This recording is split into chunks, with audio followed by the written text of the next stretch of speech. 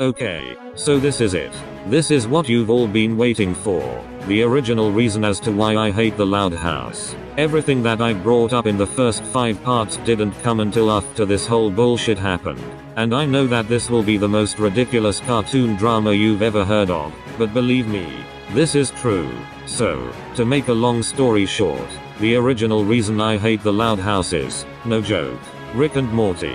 Yes, you heard it right. Rick and Morty is the reason I hate the Loud House. I know, it sounds stupid, but trust me, it won't be so stupid when you actually learn why. There's also a personal thing with this drama, as my cousin, who I'll call James, because I don't want to use his real name, is also responsible for this bullshit. Now, let me bring up 2 important things that I want to make as clear as humanly possible. Number 1. I don't hate Rick and Morty. Do I think it's overrated? Yes. Does it have a bad fanbase? Yes. Is it responsible for making me do this whole series? Yes. But does that mean I hate it? No. Rick and Morty is still a surprisingly good cartoon, though I can't forgive it for what it's done to me. And number 2, I don't want you to go out of your way and bully or insult James. I've seen some of the comments you guys have left, and a lot of them were pretty fucking edgy.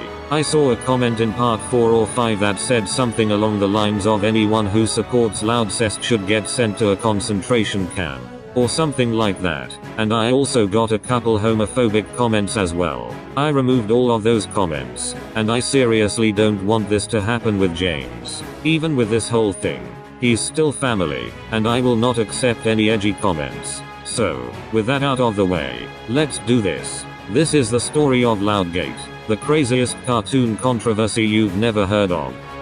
The story begins around early 2017. Around February or March. I don't remember, but I know that it's one of those 2 months. I was just chilling in my room doing nothing. When I went to the kitchen to get something to eat, I saw my mother and my little sister watching the Loud House. But I didn't pay any attention to it, because, as I said in part 2, I didn't care about Nickelodeon or Cartoon Network or anything like that at the time. I didn't ask my mom what she was watching.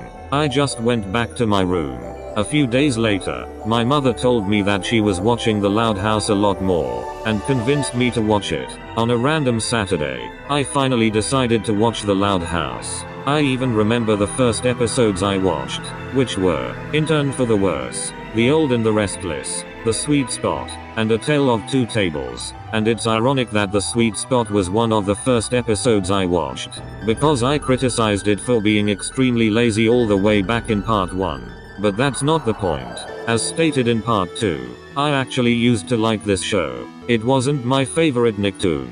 I wouldn't put it up there with SpongeBob SquarePants, Danny Phantom, and Hey Arnold, which are my 3 favorite Nicktoons, but it was still good. So, for a short period of time, I was a Loud House fan. Don't worry, I didn't support any of the dog shit I brought up in parts 3 to 5. In fact, I never even knew about most of the things I talked about in those parts until after this whole incident. The only things I knew about at the time were the sad Loud House videos, the SpongeBob and Loud House crossovers, and Loudcest. That's it.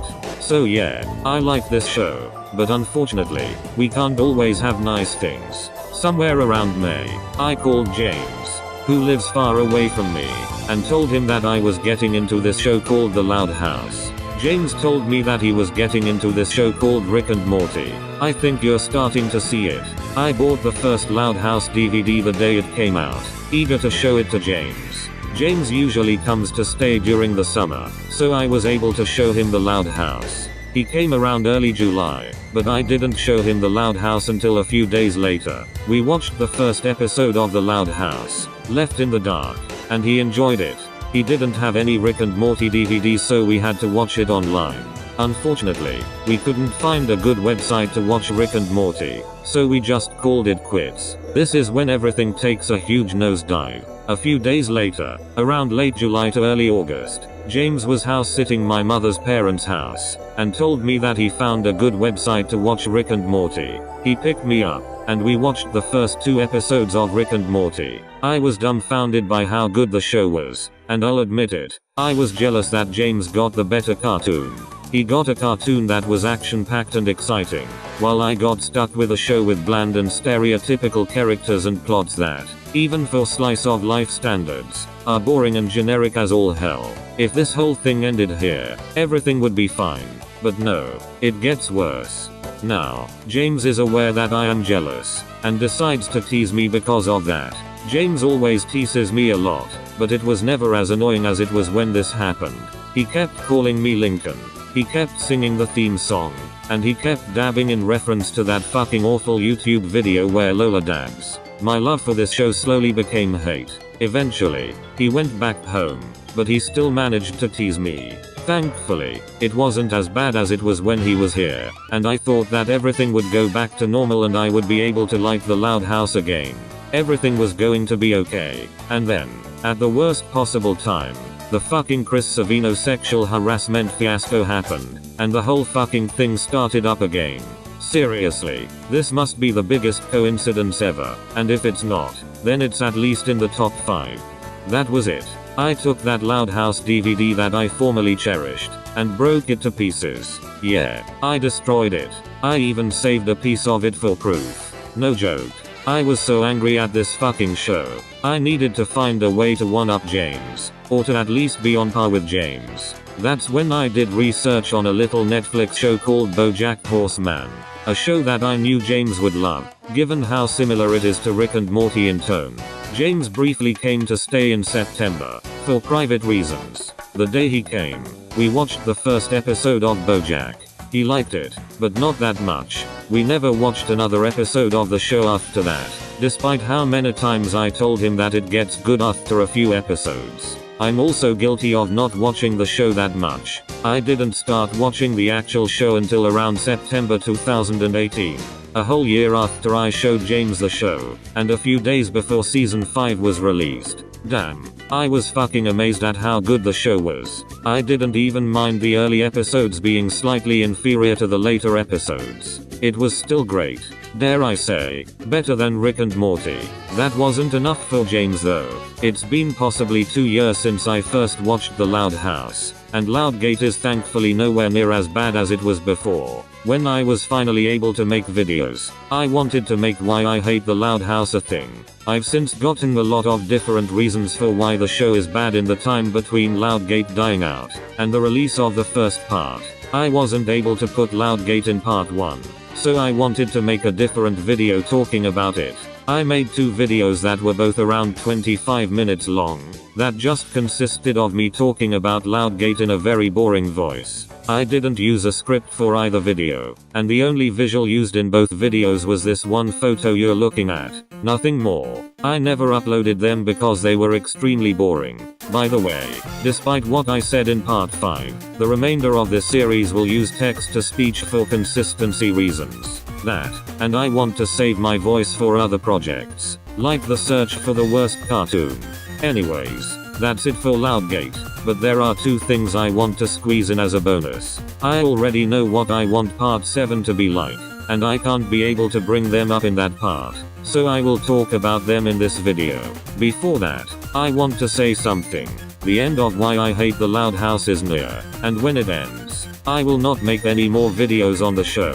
Any big thing that happens regarding the Loud House in the future will not be talked about from me. It's time to move on from this series. Don't even bother trying to tell me about whatever happens with the Loud House in the future either in the comments, because that's not going to make me talk about it. With that out of the way, here are 2 things I want to talk about at the last second. The first thing is the upcoming Loud House spin-off, the Casagrandes, which will focus on Ronnie, Ann and Bobby, alongside their extended family first seen in The Loudest Mission, Relative Chaos. I don't have much to say about this show. It's obvious that it will be the same exact thing as The Loud House, meaning that it will have the same exact flaws that The Loud House has, meaning that criticizing it would be a complete waste of time. Almost everything that I've brought up in this series will be implemented into the Casagrandes. The stereotypical characters that will have nothing original about them, and may actually reuse some of the stereotypes from The Loud House. the references to modern shit, the unfunny toilet humor, and the fanbase. Dear God, the fanbase. Every single thing that I criticized about the fanbase in parts 3 to 5 will be implemented into the Casagrandes. We'll be seeing lazy sad Casagrande videos. The Things and Kalobi productions will have something new to milk. The Things especially. People will want to make a crossover with the Casagrandes and some other Nicktoon that has nothing in common. Just like the SpongeBob and Loud House crossovers. There will be a bunch of fucking stupid shippings, as well as Casacest, or Grandecest, or whatever it'll be called. There will be a ton of Rule 34 pictures of the Casagrandes that Sheamus MLP will use in his thumbnails. Animation Club will continue making poorly animated LoudGate videos featuring the Casagrandes. The Casagrande characters as videos will become a thing. There will be an episode that everyone will hate, and make a million fanfictions out of it, all of which will be no better than the episode they are based on. Just like No Such Luck.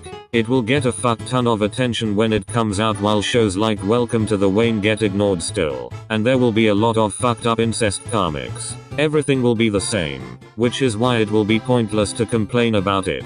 I have nothing original to say about the Casagrandes. Whether or not it deserves to exist, I don't know, nor do I care. For some reason, there's a weird part of me that thinks it will be slightly better than the Loud House, but I doubt it. Moving on. The next thing I want to talk about is the recent news that the Loud House movie is no longer cancelled and is going to be on Netflix, which will make the last half of part 5 outdated. To be honest, I probably should have seen this coming. I celebrated too soon when I made part 5. I had a bit of suspicion about this movie the more I rewatched part 5, and I knew that it wasn't actually cancelled when the news broke out. I still have zero ideas on how this thing could work, but to be honest, I don't care anymore. I made all my points on why the movie wouldn't work clear in part 2, and I added some extra stuff in part 5, but I have absolutely nothing new to say about this movie. The most angry thing I can say about this news is that the Loud House isn't the only Nicktoon that's getting a Netflix movie. Rise of the TMNT was announced to be getting a movie alongside the Loud House movie, and when both movies come out, everyone will ignore the Rise of the TMNT movie and constantly focus on the Loud House movie, treating it like it's fucking Citizen Kane 2, even though it most definitely won't be. Other than that bullshit, I'm surprisingly not as angry as expected towards this news. Although, that's because the real anger has yet to begin. In part 7, I'm not going to be fucking around anymore. Part 7 will be the biggest part of this series. I will push the boundaries as far as possible. All of the bullshit I've brought up in this series will be paid off in part 7. The stereotypical characters, the creator being a sexual harasser, the unfunny fucking jokes, the undeserved movie, the references to modern shit despite the fact that it's supposed to feel like a late 90s/early 2000s Nicktoon, the fucking abysmal fanbase, LoudGate, every single conceivable thing from this series will be paid off.